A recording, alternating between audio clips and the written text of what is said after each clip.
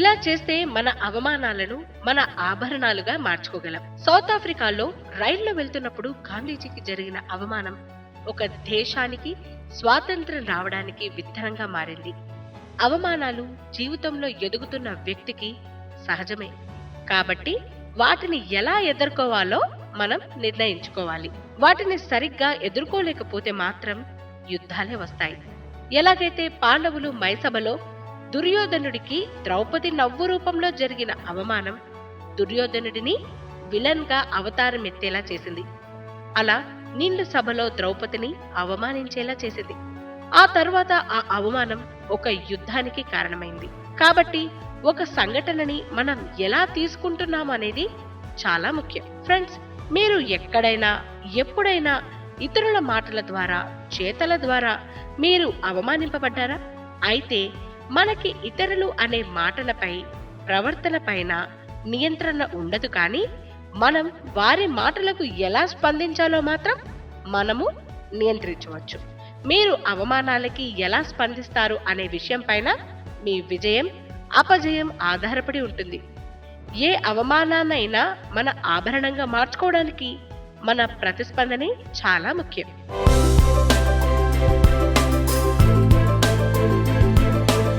ఆ వ్యక్తి యొక్క ఉద్దేశాన్ని గ్రహించండి. ప్రముఖ నటుడు శోభన్ బాబు చాలా మందికి వారు సంపాదించిన డబ్బుని ఎక్కడ పెడుతున్నారు అని అడిగి భూమి కొనడానికి పెట్టుబడిగా పెట్టమని చెప్పేవారట. అయితే ఎవరైతే ఆ సలహా ఉద్దేశం అర్థం చేసుకున్నారో వారు ధనవంతులయ్యారు.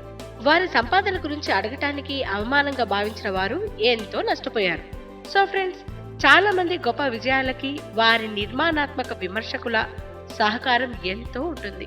ఫ్రెండ్స్, మిమ్మల్ని ఎవరైనా అవమానించినట్టు అనిపిస్తే ముందుగా వారి మాట లేదా చేత వెనుక ఉద్దేశాన్ని గ్రహించండి. వారు మిమ్మల్ని సరదాగా ఆట పట్టించడానికి అలా చేస్తున్నారా లేదా సీరియస్ నోట్లో అంటున్నారా గ్రహించాలి. మన ఫ్యామిలీ మెంబర్స్ లేదా ఫ్రెండ్స్ అలా ఏమైనా అన్నప్పుడు వారు ఎలాంటి వ్యక్తులో మీకు తెలుసు కాబట్టి సమయాన్ని సందర్భాన్ని బట్టి స్పందించాలి. అయితే మిమ్మల్ని అవమానించిన వారు మన సమాజంలో కొత్త వ్యక్తులైతే వారు అలా ఎందుకన్నారో తప్పక తెలుసుకోవాలి. అలాగే మీరు పనిచేసే ప్రదేశంలోని వారైతే వారి ఉద్దేశం ఏంటో అడిగి క్లియర్ చేసుకోవాలి. సో ఎదుటివారి విమర్శ వారి కళ్ళు మండి కడుపు కాలటం వలన లేదా మన భవిష్యత్తు నిర్మాణానికి ఇటుకలా ఇస్తున్నారా ముందుగా గ్రహించండి.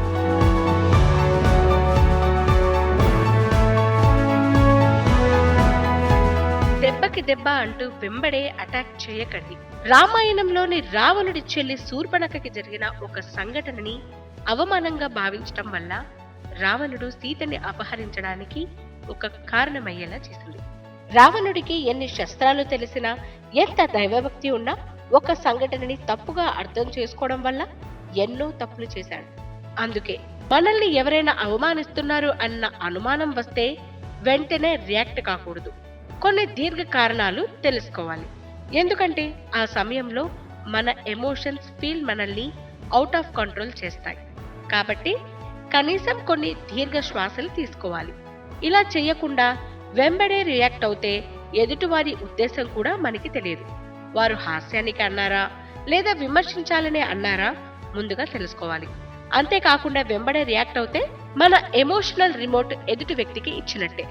దెబ్బకి దెబ్బ కన్నుకి కన్ను సిద్ధాంతం ప్రపంచంలోని అందరినీ గుడ్డివారిని చేస్తుంది. కాబట్టి ఆగి చూసి ఆలోచించి అడుగు వేయాలి.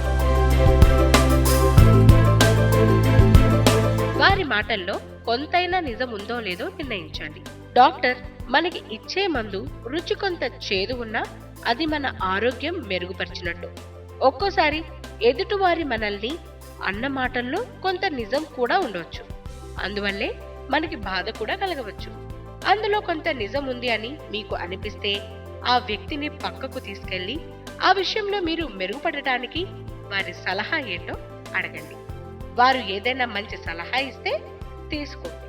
లేదా వారు మీ మీద ఉన్న ఈర్ష్యతోనే విమర్శించారు అని తెలిస్తే సింపుల్ గా మీరు వారి మాటలకు ఎలా బాధపడ్డారో చెప్పి ఇంకోసారి అలా అనవద్దని చెప్పి ఆ విషయాన్ని అక్కడితో వదిలేయండి. వారి విమర్శలో నిజముంది, కానీ వారు మీకు మెరుగైన సలహా ఇవ్వలేకపోతే ఆ విషయంలో ఉన్న నిష్ణాతులను సంప్రదించండి.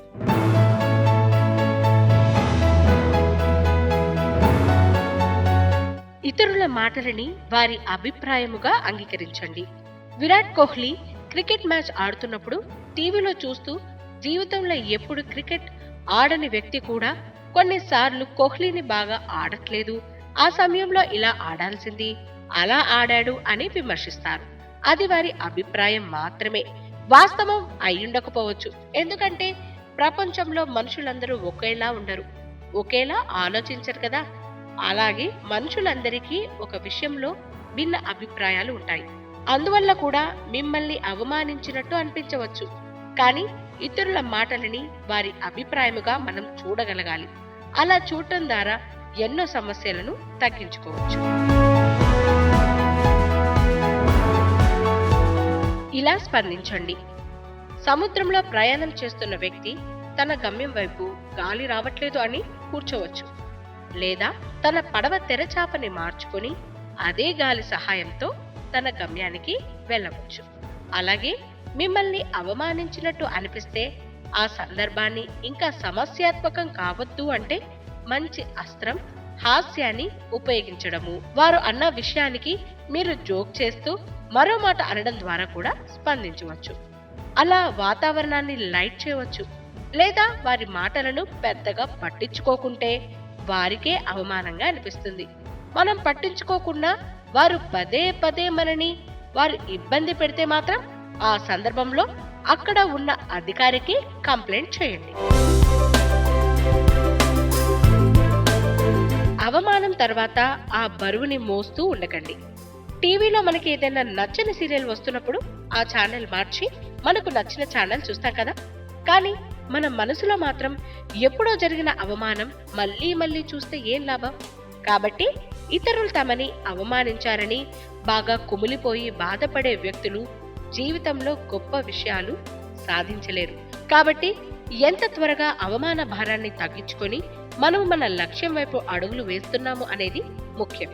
అలాగే ఎవరైతే ఆత్మగౌరవంతో ఉంటారో, ఎవరైతే అవసరమైన ఆత్మవిశ్వాసంతో ఉంటారో, ఎవరైతే వారిని వారు ప్రేమించుకుంటారో అలాంటి వారు ఎంతటి అవమానాన్నైనా తట్టుకొని విజేతలుగా నిలుస్తారు.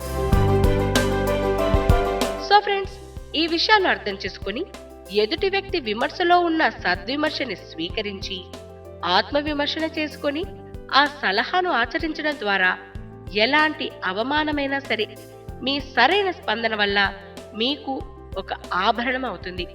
All the best friends.